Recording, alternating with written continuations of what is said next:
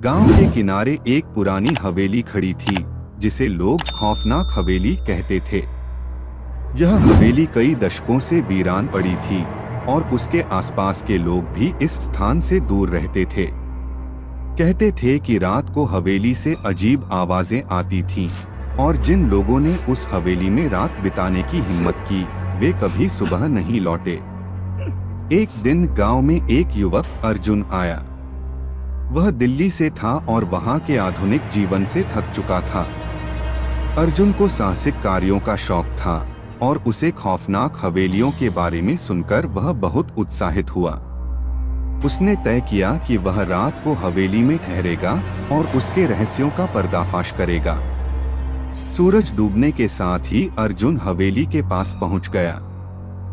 हवेली का दरवाजा पुराना और जंग खा चुका था, लेकिन उसने उसे खोला और अंदर घुस गया। हवेली के भीतर घना अंधेरा था और दीवारों पर महीनों से जाले लगे हुए थे। कमरे में जाने के बाद अर्जुन ने एक बड़ी सी कुर्सी पर बैठकर अपनी टॉर्च जलाई और नोट्स लिखने लगा। तभी अचानक उसने एक हल्की सी आहट सुनी। अर्जुन ने सोचा कि शायद कोई जानवर होगा, लेकिन जब वह खड़ा हुआ और कमरे में देखा तो कुछ भी नजर नहीं आया। वह फिर से अपनी जगह पर बैठ गया, लेकिन उसे ऐसा महसूस होने लगा जैसे कोई उसके पास खड़ा हो।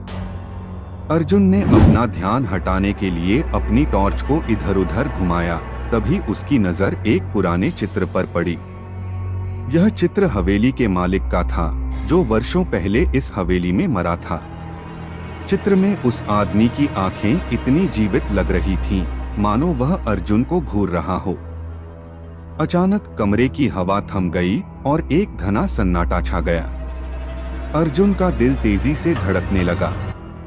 तभी एक ठंडी सी हवा का झोंका आया और उसने देखा कि हवेली की दीवारों पर अजीब सी परछाइयां रेंग रही थीं। जैसे ही उसने इन परछाइयों को और करीब से देखा, वह चौंक गया। वे किसी इंसान की शक्ल में नहीं, बल्कि कुछ द्रव्य जैसे शरीर में बदल रही थीं। अर्जुन की सांसें थमने लगीं। वह दौड़ते हुए बाहर की ओर भागा, लेकिन जैसे ही वह हवेली के दरवाजे तक पहुंचा, दरवाजा अपने आप बंद हो गया। वह डर से कांप रहा था और उसका दिल अब कानों में गूंजने लगा था। तभी एक आवाज आई, तुम नहीं निकल सकते, यहाँ तुम्हारा स्थान नहीं है। अर्जुन ने अपनी पूरी ताकत लगाई और दरवाजा धक्का दिया, लेकिन दरवाजा नहीं खुला। उसे महसूस हुआ कि अब वह हवेली का हिस्सा बन चुका था। उसकी आंखों के सामने वही चित्र फिर से जीवित हो गया और हवेली के अंदर से एक अजीब सी हंसी गूंजने लगी। अर्जुन का शरीर उसी हवेली में सड़ गया, लेकिन उसकी आत्मा आज भी उसी अंधेरे कोने में बंधी हुई है, जो उस रात के बाद से कभी बाहर नहीं निकल पाई।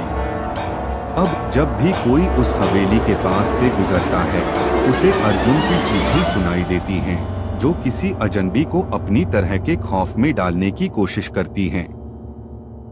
तो दोस्तों, हम आशा करते हैं आपको हमारी यह कहानी पसंद आई होगी। कृपया वीडियो को लाइक, शेयर और हमारे चैनल को सब्सक्राइब जरूर करें।